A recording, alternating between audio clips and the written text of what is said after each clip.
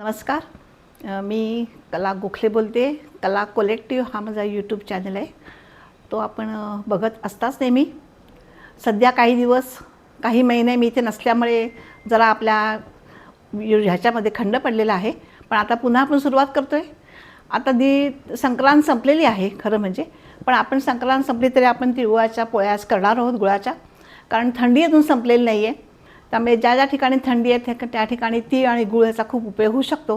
शरीरामध्ये उष्णता होण्याकरता उपयोग होतो. तीळ तर किती सुपरफूडच आहे. त्याच्यामध्ये अनेक प्रकारचे त्याच्यामध्ये गुण आहेत. कॅल्शियम मिळतं, आयर्न मिळतं.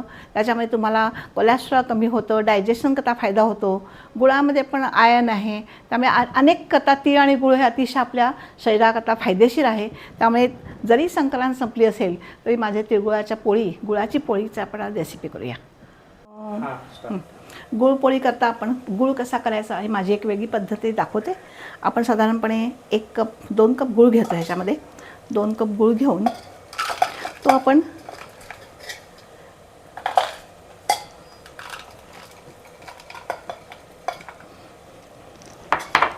दोन कप गूळ घेतो आपण. आणि ह्या गुळाचे खडे बारीक करून घेतलेत आपण, ते आपण ह्याच्यामध्ये ठेवणार आहोत आणि त्याच्यावरती झाकण ठेवणार आहोत. हे आपले वाफेवरती तो गूळ पातळ करून घ्यायचा हे त्याच्यामध्ये महत्त्वाचं आहे. आपला गूळ पातळ होईपर्यंत आपण 2-3 शिटा येईपर्यंत थांबूया. तोपर्यंत आपण कणिक भिजवायचं काम करूया. कणिक वेगळ्या प्रकारे भिजवावी लागते. पहिली गोष्ट म्हणजे कणिक घेतले मी, त्याच्यानंतर डाळीचं पीठ घेतलं आहे, थोडं तांदूळाचं पीठ घालते आणि तेल घालते आणि मीठ घालते. म्हणजे बाहेरचं जे आवरण आहे तुमचं ते खुसखुशीत व्हायला पाहिजे. अशी पोळी तोडावी लागता कामा नये अशा दृष्टीने मी ह्या घालते. तर आता आपण हे 2 कप घेऊया. 2 कप कणिक घेतली मी. हे 1 कपाचं मेजरमेंट आहे.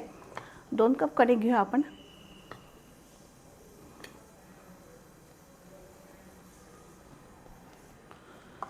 दोन कप कणकेमध्ये 1 टेबलस्पून आपण तांदूळाचं पीठ टाकणार आणि 1 टेबलस्पून आपण डाळीचं पीठ टाकणार आणि घट्ट कणिक भिजवणार. हे 2 कप घेतला आपण. त्याच्यामध्ये आता 1 टेबलस्पून आपण तांदूळाचं पीठ टाकूया आणि 1 टेबलस्पून आपण डाळीचं पीठ टाकूया.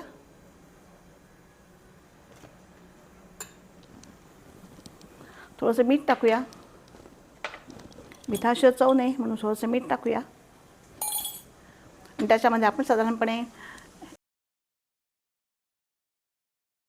टेबलस्पून त्याच्यामध्ये 1 आणि 1.5 टेबलस्पून तेल टाकतो त्याच्यामध्ये. आणि हे सगळं आता मिक्स करून घेऊया.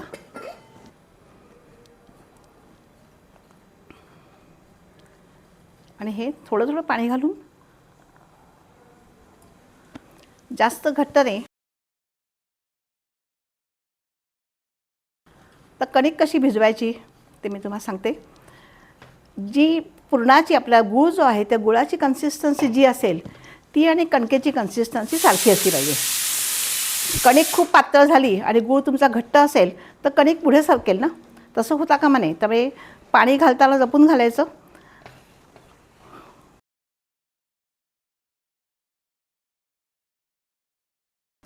अजून थोडं पाणी जाईल नावाला.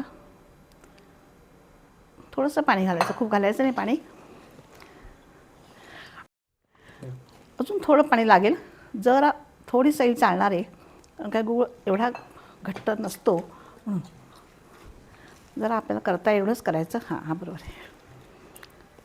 आता हे जरा आपण ठेवून देऊया सेट होईपर्यंत.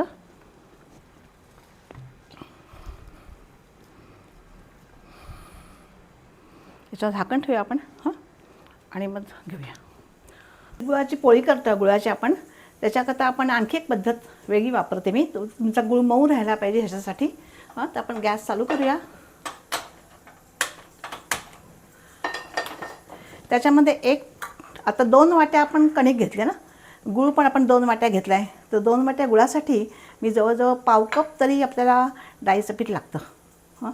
तर पाव कप डाळीचं पीठ आपण घेतो आहे 2 वाट्या गुळासाठी. थोडं वरती घेतलं ते हलकं थोडं वरती घेऊन चालणार आहे. आणि महत्त्वाचं म्हणजे हे तेल पण आपल्याला जास्त घालावं लागतं, हे लक्षात ठेवायचं.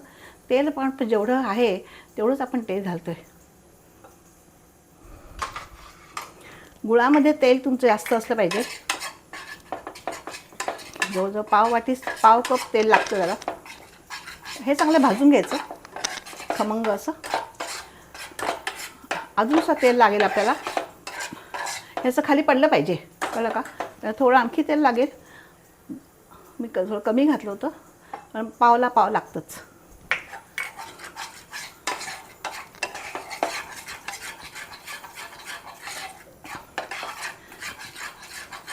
हे कशाकरता घालायचं तर खुसखुशीतपणा येण्याकरता. नाही तर गूळ बाहेर येतो सगळ्यांचा आणि मग चिकटपणा, गुळपोळी चिकट लागते ना. त्यामुळे डाळीचं पिठाने त्याचा खुसखुशीतपणा वाढतो. ते आपण वरच्या कव्हरमध्ये पण घालतो आहे. डाळीचं पीठ का घालतो आपण गुळाच्या पोळीमध्ये? तर डाळीच्या पिठामुळे तो गूळ आहे तो खुसखुशीत होतो आतला. आणि बाहेरच्या कव्हरमध्ये पण आपण डाळीचं पीठ टाकलं आहे. हां, आणि तेल आपण जास्त का टाकतो तर गूळ माझा कायम मऊ राहावा म्हणून. म्हणजे 6 महिने झाले तरी तो गूळ तुमचा कडक होत नाही. हां, आपण जर का तूप घातलं ना तर तुपामुळे गूळ लगेच कडक होतो. तुम्हाला मी दाखवते माझा गूळ कसा आहे तो आपला करून झाला की.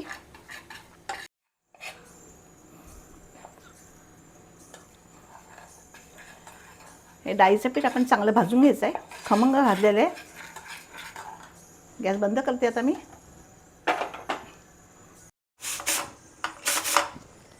काढून बघूया झाला असेल तो.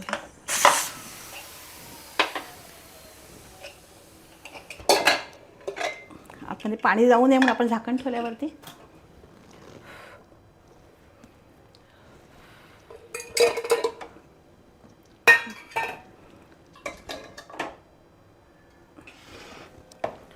हा गूळ आहे तो विरघळून घ्यायचा सगळा आपण. गरम आहे, विरघळला आहेच तो. हा काय सगळा गूळ पातळ झाला आहे बघा. त्यातले खडे आहेत ना ते जरा असे मोडून घ्यायचे असतील तर, चुकून राहिले असतील तर. पण गूळ एकदम पातळ झाला आहे, छान झाला एकदम. 1-4 शिट्यामध्ये होऊन गेला. फक्त गूळ बारीक चिरावं लागतो. तुम्ही जाडे खडे ठेवलेत तर मग तो गूळ विरघळत नाही वाफेमध्ये. वाफेमध्ये आपल्याला करायचं आहे ना, त्यामुळे गूळ जरा बारीकच करून घ्यावा. हा गूळ पातळ झाला बघा.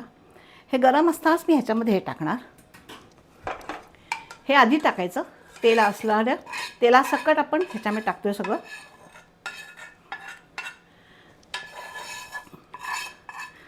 आणि मग हे जे भांडं आहे आपलं तेलाचं, याच्या खाली भरपूर तेल आहे ना, त्याच्यामध्येच आपण हे 1 टेबलस्पून याच्यामध्ये हे घालणार आहोत.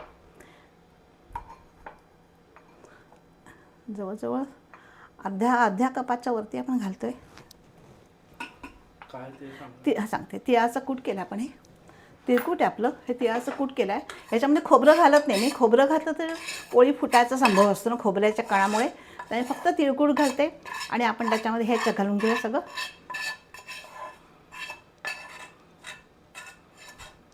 गरम असताना घालणं महत्त्वाचं आहे.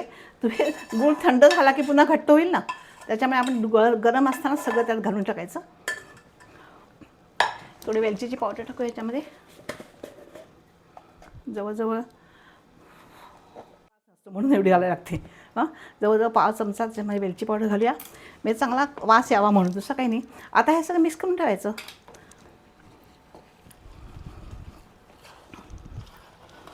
हा तुमचा गुळ ना 6 महिनेसुद्धा मऊ राहतो. म्हणजे मी कॅनडाला जाताना मी गुळ घेऊन जाते आणि तिकडे गेल्यानंतर मी सगळ्यांकडे ज्यांच्याकडे जायचं असतं त्यांच्याकडे पोळ्या करायच्या गुळाच्या आणि घरचा खाऊन यायचा. त्यामुळे हा गूळ माझा कायम मऊच राहील. हा तुमचा गूळ घट्ट होत नाही, कारण आपण तेल भरपूर घेतल्यानं तेल काही गोठत नाही ना. त्यामुळे तेल आपण जास्त घ्यायचं. कणिक डाळीचं पीठ भाजतो ना तेव्हा तेल खूप घेणं महत्त्वाचं आहे.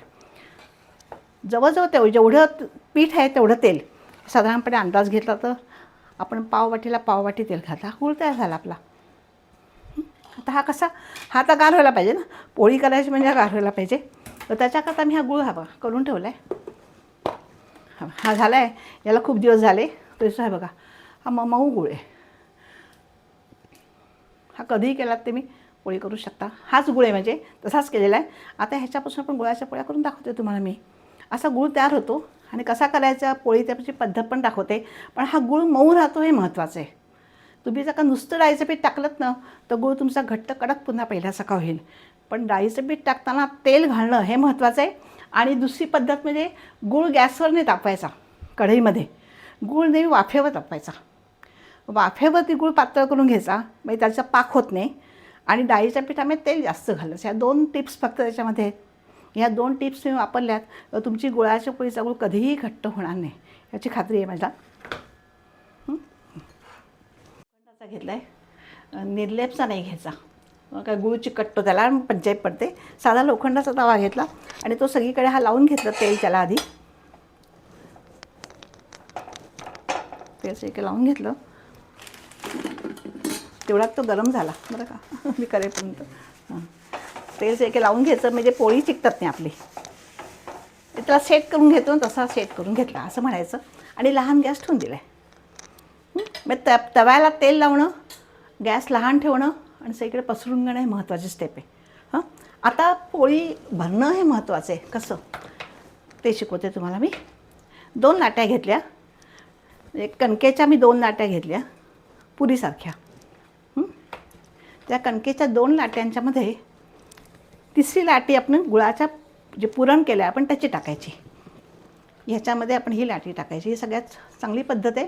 अतिशय सुंदर पोळ्या होतात. मग साधारणपणे हीच जेवढं आहे तेवढंच घ्यायचं आणि ही पोळी खालची जरा थोडी मोठी करून घेतली, त्याच्यावर ठेवलं आणि वरचं हातात घेतलं आणि त्याच्यावरती ठेवणं.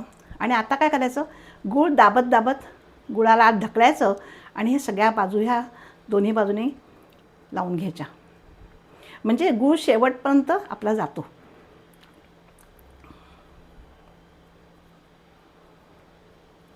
हे सगळ्या बाजूने लावून घ्यायचं, चेपून घ्यायचं. सगळं चेपून झालं की मग पुन्हा हे पण चेपून घ्यायचं म्हणजे गूळ मी सगळा शेवटपर्यंत पसरते हातानेच. माझा गूळ हा आधीच मऊ आहे आणि तो हाताने पसरतो आहे. म्हणजे जवळजवळ आपली तयारच झाली पोळी म्हणा ना. आता फक्त 2 मिनटं घ्यायचं ह्याच्यावरती आणि पोळी लाटायची.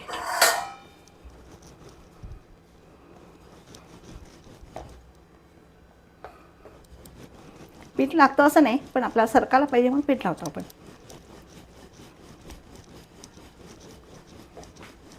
हे सगळ्या बाजूनी लाटेच म्हणजे पोळी तुमची गूळ शेवटपर्यंत पसरतो. अशा प्रकारे केली ना की दोन्ही कन्सिस्टन्सी सारखी आहे. कणिक आणि गूळची कन्सिस्टन्सी सारखी असली ना की तुमच्या पोळी चांगली होते. एक पुढे एक मागे होता कामा नये, नाही तर कणिक पुढे आणि पुरण आत राहतं. मग आपल्याला कात्र्यांसह कापत बसावं लागतं छान दिसायला पाहिजे म्हणून. हे बघा हे शेवटपर्यंत गूळ गेला आपला. अगदी सोपी आहे गुळपोळी, सगळ्यात सोपी आणि मला आवडते का तर पौष्टिक म्हणून. आणि दुसरी गोष्ट ही टिकते ना. 15-15 दिवस तुम्ही पोळ्या केल्यात तरी त्या खराब होत नाहीत. त्यामुळे गुळाची पोळी ही सगळ्यात चांगली. पुन्हा बघा दाखवते आणखी एक पोळी करून. 3 सारख्या लाट्या घ्यायच्या. थोडक्यात सांगायचं म्हणजे 2 कणकेची कन्सिस्टन्सी बघा अशी आहे, तीच कन्सिस्टन्सी आहे गुळाची आहे. कणिक आणि गुळाची कन्सिस्टन्सी सारखी आहे. हे बघा एक हाताने बघितलं तुम्ही तर दोन्ही सारखं आहे. म्हणजे एक पातळ आहे किंवा एक खूप घट्ट आहे असं नाही. आपण डाळीच्या पिठात तेल खूप घालतो ना त्याच्यामुळे हा गूळ माझा असाच राहतो. आता मगासारखंच खालची जरा थोडी मोठी करून घेते, त्याच्यावरही ठेवायची, त्याच्यावरती वरती ठेवायची. वरती ठेवल्यानंतर गुळाला आत ढकलत एका बोटाने ढकलायचं. गूळ बाहेर येणारच नाही कारण काय आपलं या पद्धतीने गुळाच्या पोळ्या केल्या तर खराब होते.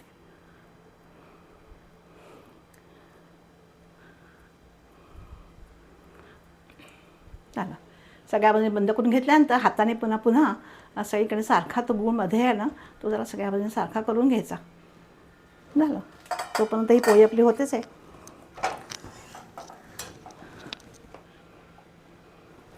गूळ बाहेर अजिबात येत नाही कारण डाळीचं पीठ टाकलं आहे. नुसता गूळ घेतला तर तो सगळा बाहेर येतो. लोकांचा इकडनं येतो.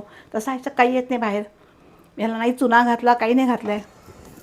पहिलीच पोळी आहे तर मी जरा थोडी एकदम लहान गॅस पुरतो बरं का. मोठ्या गॅस घ्यायची गरज नाही आहे. लहानच गॅस पुरतो.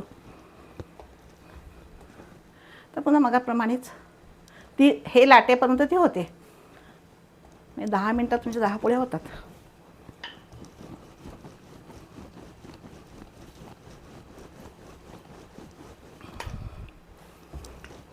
आपल्याला चिंता नाही आहे की भाजीवरती जाईल की नाही, जातं शेवटपर्यंत गुळतो. अगदीच वाटलं एखाद्या ठिकाणी नाही गेलं एखाद्या ठिकाणी तर काय करायचं ती पण आयडिया तुम्हाला दाखवून ठेवते मी. समजा नाही गेलं तुमचं गुळमध्येच राहिला आणि पाहुणे यायचे आपल्याकडे, तर मग काय करायचं, अशा वेळेला काय करायचं सांगते, हे सांगते आता तुम्हाला. ते पोळी झाली की नाही, ही पोळी कधीही ताटात काढायची नाही. ही पोळी आपण नेहमी चाळणीत काढायची. मी तिची वाफ खाली रकामा नाही, म्हणजे ती कडकपणा राहील त्याला. आता थोड्या या ठिकाणी असं व्हाईट दिसते, म्हणजे कणिकमध्ये दिसते बघा थोड्या ठिकाणी, मग तुमची पण अशी दिसू शकते. मग अशा वेळी काय करायचं, पण तुमची कणिक सैल असेल तर ह्या साईडने थोडंसं इथे मग मी काय करते, गुळाच्या बरोबरीने थोडंसं आपल्या कात्र्याने जरा ते गुळ असेल तो, म्हणजे तुम्ही लोकांना देताना चांगली दिसायला पाहिजे ना, म्हणून असं करू शकता.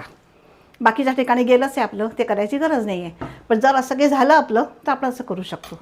आणि पुन्हा पोळी टाकायची.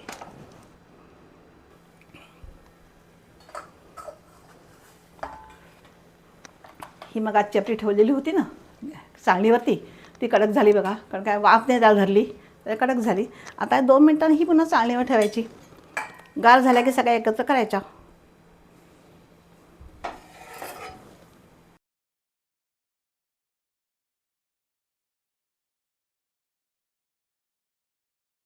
आता ही गुळाची पोळी तयार झाली. आता ह्याच्यावरती तूप घालायचं. आता ही पोळी तुम्हाला तुकडाच पडणार ह्याचा, म्हणजे तुम्हाला हाताने तोडायला लागणारच नाही बघा, हातांचा तुकडाच पडतो ह्याचा. म्हणजे कधीही तुम्ही घेतला तर तुकडा घेऊन तुम्ही हातात खाऊ शकता. आणि मुख्य म्हणजे 15 दिवस राहते, हे महत्त्वाचं आहे. त्यामुळे तूप घालायचं, साजूक तूप घालायचं आणि पोळ्या खाऊन टाकायच्या. हे त्याच्या मग ते अशा प्रकारे ह्या पोळ्या माझ्या नेहमी करते मी, आणि इतके वर्ष करते तर खरोखर चांगल्या होतात. तर तुम्ही पण करून बघा. संक्रांत संपली असेल तरी करून बघा, थंडी आहे. आणि आवडला तर लाईक करा, शेअर करा आणि सबस्क्राईब करा.